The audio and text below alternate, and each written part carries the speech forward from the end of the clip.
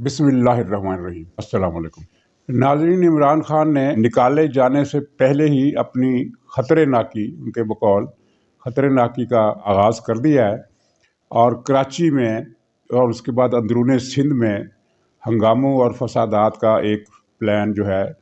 वो जल्दबाजी में शुरू किया गया और अब उस पर अमल दरामद हो गया है। और देखिए आने वाले दिनों में ये क्या होता है, इसका किस्सा बयान करना है और ये दौरा चीन से क्या मामलात वाबस्ता हैं और दौरा चीन से पहले ये जो अहम मीटिंग हुई है इसका असल मकसद क्या था। जो बताया गया था वो और था, जो असल मकसद था वो कुछ और था, जिसकी निशानदही शेख रशीद ने बाद अज़ान लीक कर दी। तो ये तीन अहम मामलात हैं जिन पर बात होगी और इस दौरान अगर कोई दूसरी बात भी जहन में आई तो वो भी आपके गोश गुजार इंशाअल्लाह ताला कर दी जाएगी। तो पहला मसला तो ये कराची का है, जहां एमक्यूएम ने एक एहतजाज किया और ये इस एहतजाज के पीछे प्लानिंग पहले से हो चुकी थी, जिसका अंदाज़ा सिंध के कराची के अखबार नवीसों को भी था और बल्कि उनको मालूमात मिल गई थी कि कुछ होने वाला है। प्लान ये था कि ये एमक्यूएम बल्दियाती इंतखाबात के हवाले से जो एहतजाज कर रही है उसके सिलसिले में ये प्रेस क्लब के सामने मुजाहरा करेगी, लेकिन रास्ते ही में अचानक एमक्यूएम का जुलूस प्रेस क्लब के बजाय उस होटल की तरफ चल निकला जहां खिलाड़ी मौजूद हैं, गैर मुल्की खिलाड़ी और पाकिस्तानी खिलाड़ी भी, और एक संगीन खतरे की बात पैदा हो गई जिस पर पुलिस ने उन्हें रोका। और आपने वीडियोस वो देख ली होंगी जिनमें एमक्यूएम के जुलूस के लोग लाठियां लेकर पुलिस पर लाठी चार्ज कर रहे हैं। मतलब यह है कि ये सब कुछ तय था पहले से, वरना प्रेस क्लब के एहतजाज को जा रहे हैं और लाठियां हाथ में पकड़ी हुई हैं, ये बात समझ में नहीं आई। और उसके बाद फिर जिस तरह कराची में हंगामे शुरू कराने की कोशिश रात गए शुरू कर दी गई, तो उससे भी पता चलता है कि सारी तैयारी, सारी प्लानिंग पहले से थी। और फिर जिस तरह शेख रशीद ने बयान दिया कि मैंने मामले का नोटिस ले लिया है, और पीटीआई के एक दो वजीरों के ये बयानात भी आए कि सिंध की गुंडा हुकूमत ने गुंडागर्दी की है। ठीक है, गुंडा हुकूमत ने गुंडागर्दी की होगी, लेकिन ये गेम क्या है? और इस गेम का ताल्लुक एक वसी तर गेम से है, जिसमें हम ये कह सकते हैं कि ये इस्लामाबाद में इस वक्त जो एक गैर एलानिया मैदान जंग गर्म है, उसके तीन फरीक हैं।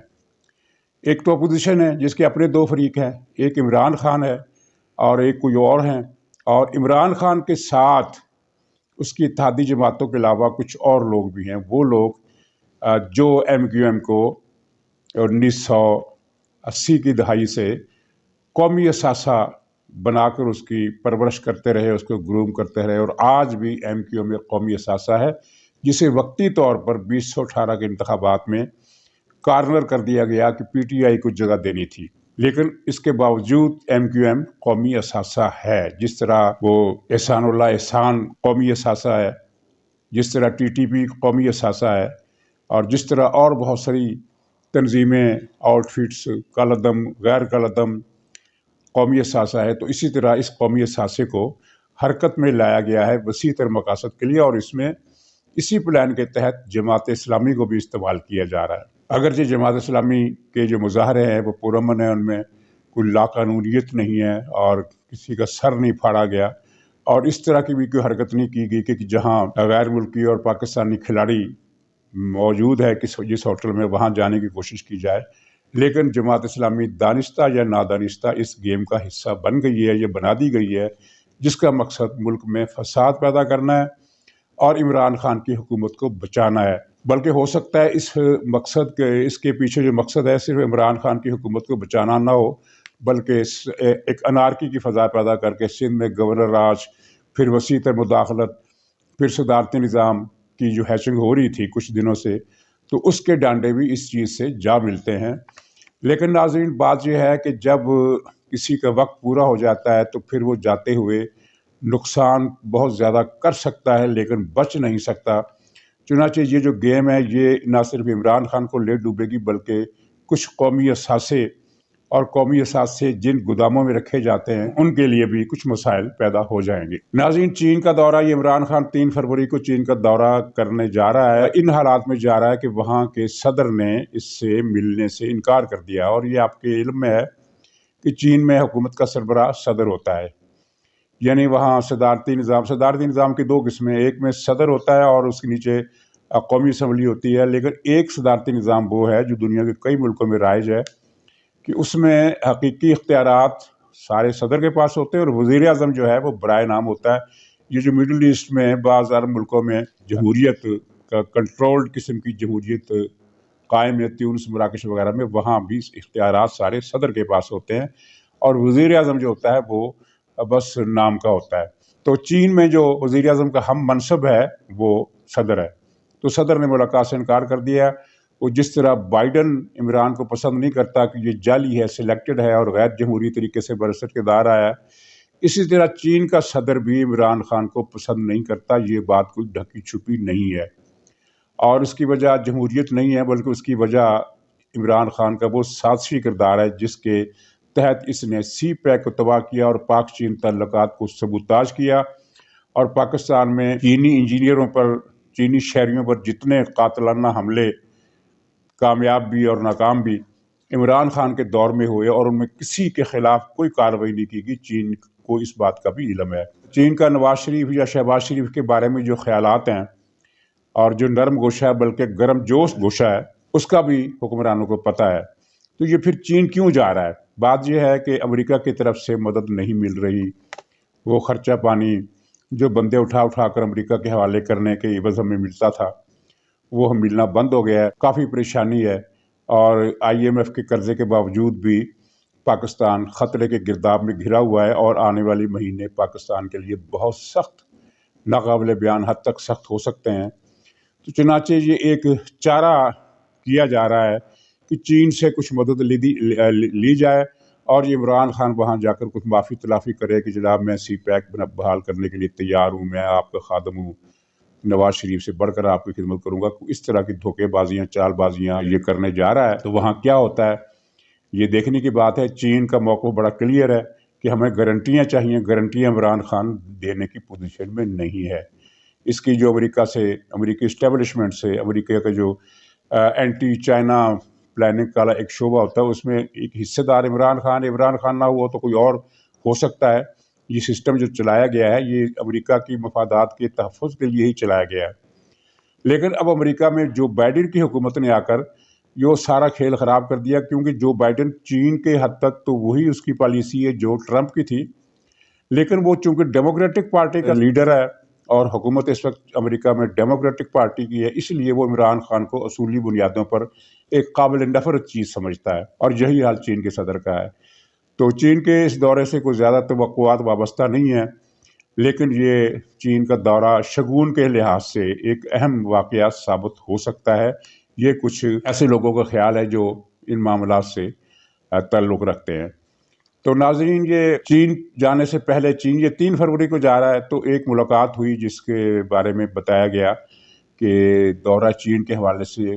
اداروں نے عمران خان کو بریفنگ دی، اور یہ دی، اس میں کوئی شبہ نہیں کہ یہ خبر درست ہے کہ اس ملاقات میں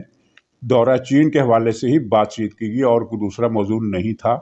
کیونکہ یہ کوئی خفیہ ملاقات نہیں تھی۔ اور لیکن عمران خان کے ذہن میں کچھ اور تھا جب اس نے دعوت دی کہ آپ آ کر دورہ چین کے حوالے سے مجھ سے ملیں،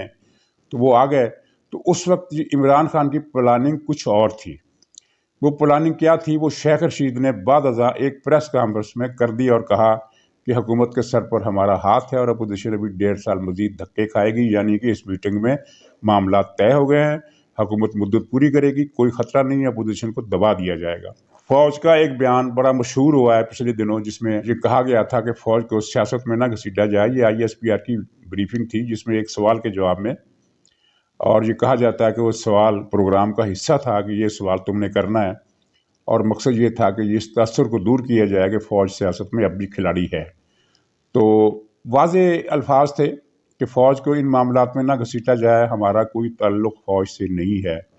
لیکن شیخ رشید نے آج تیسری مرتبہ اس تاثر کی نفی کر دی اور یہ کہہ دیا کہ نواز شریف کے آنے کے کوئی چانسز نہیں ہیں، ان کا سیاست میں کوئی سکوپ نہیں ہے، کیونکہ فوج انہیں پسند نہیں کرتی، چاروں شریفوں کو پسند نہیں کرتی، شہباز کو بھی پسند نہیں کرتی، مریم کو بھی پسند نہیں کرتی، حمزہ کو بھی پسند نہیں کرتی، اور نواز شریف تو خیر ویسے ہی قابل گردن زدنی ہے، اگرچہ آج کل انہی سے منت سے مجد بھی کی جا رہی ہے۔ تو شیخ رشید کا مطلب یہ تھا، وہ کھل کر بتا رہے تھے کہ پاکستان میں وہی الیکشن لڑ سکتا ہے جس کو فوج الیکشن لڑائے، جس کو فوج الیکشن نہیں لڑانا چاہے گی وہ نہیں لڑ سکتا، جس کو فوج نااہل قرار دے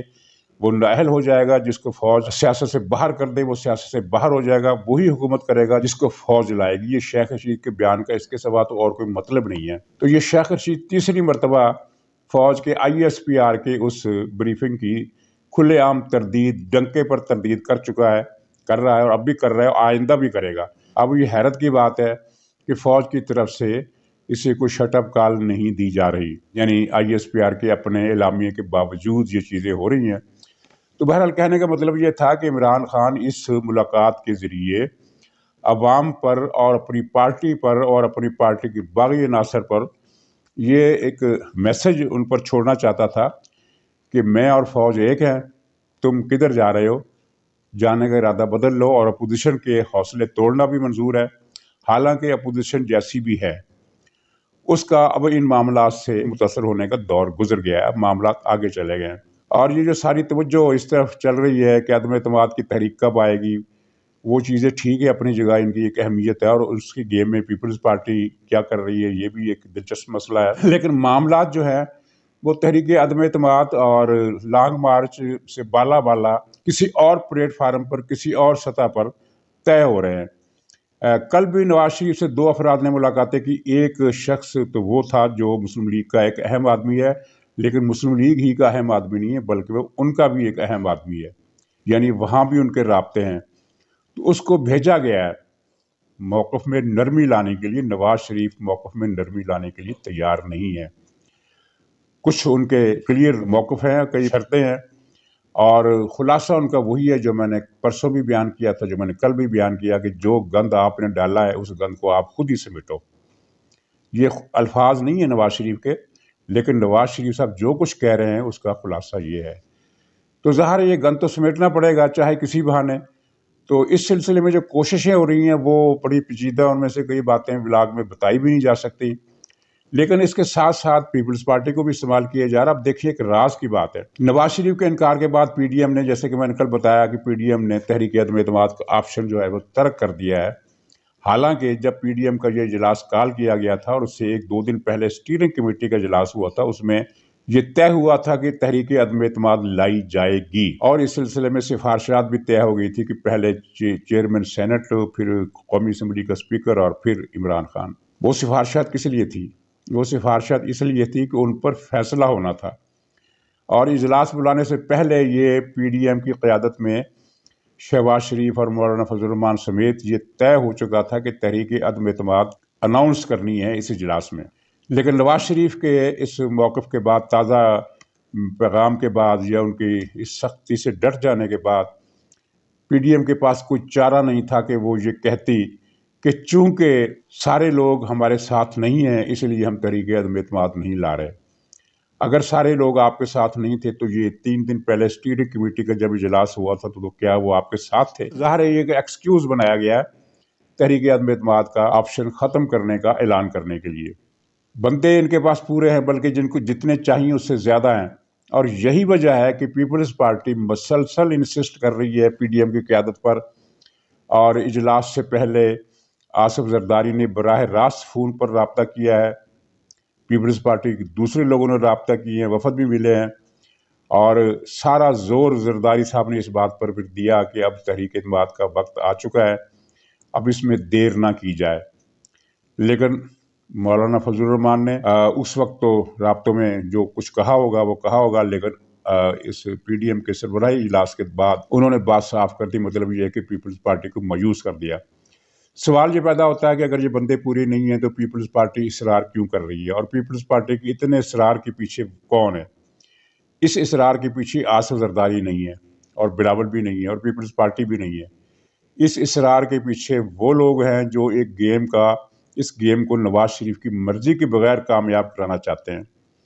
اور وہی سلسلہ ہے کہ اگر نواز شریف نہیں مانتے تو PDM کی مولانا فضل الرحمان کو منا لیا جائے، شہباز شریف کو منا لیا جائے، لیکن مسئلہ ہے کہ شہباز شریف اور مولانا فضل الرحمان نواز شریف کی مرضی کے بغیر جا ہی نہیں سکتے۔ صورتحال اس وقت خاص طور پر یہ جو مسئلہ ہے، اور دوسری بات یہ ہے کہ اس گیم کو مولانا فضل الرحمان بھی سمجھ رہے ہیں۔ اب وہ مرحلہ وہ حالات نہیں ہیں کہ اگر پی ڈی ایم تحریک چلائے تو عمران خان اسے پہلے کی طرح فلاپ کر دیں گے، کچل دیں گے، ایسی کوئی صورتحال اس وقت موجود نہیں ہے۔ لیکن جو رکاوٹ موجود ہے وہ یہی ہے کہ مختصر وقت کے اندر اوپر کی سطح پر معاملات طے ہو جائے۔ لندن آنے جانے کا سلسلہ منقطع نہیں ہوا، کبھی بھی منقطع نہیں ہوا۔ چند ہفتے پہلے خبر آئی تھی کہ معاملات ٹوٹ گئے ہیں، ٹوٹے نہیں تھے، معطل ہوئے تھے، اور معطل ہونے کے بعد بحال ہوئے، اور ابھی تک بحال چلے آ رہے ہیں۔ تو ناظرین، آخر میں عمران خان پر تھوڑا سا تبرہ ہو جائے۔ اس نے کل ترجمانوں کے اجلاس میں کہا ہے کہ میں نے تو کرپشن اپنے برسر اقتدار آنے کے 90 دن بعد ہی ختم کر دی تھی، اور یہ کہ میری حکومت میں کوئی مالی اسکینڈل آیا ہی نہیں ہے۔ تو اس پر سب سے زیادہ جامع تبصرہ یہی ہو سکتا ہے کہ جس طرح عمران خان نے پاکستان کو دنیا کا سب سے سستا ملک بنا دیا ہے، اسی طرح عمران خان نے پاکستان کو کرپشن فری ملک بھی بنا دیا ہے۔ تو ناظرین، اسی پر اجازت چاہتا ہوں، انشاءاللہ کل پھر ملاقات ہوگی۔ خدا حافظ۔